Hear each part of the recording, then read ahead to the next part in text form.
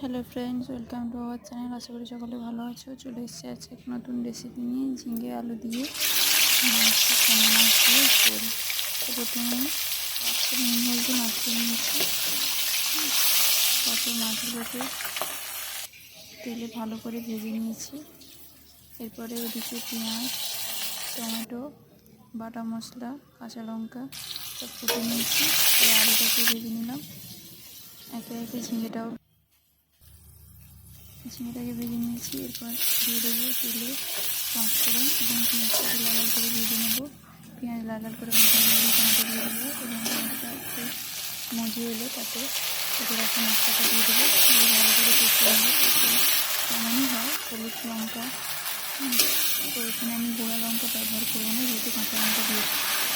তো আমি এখানে গরম মশলা ব্যবহার করেছি। দিয়ে জল দিয়ে কষিয়ে আলু আর ঝিঙেটাকে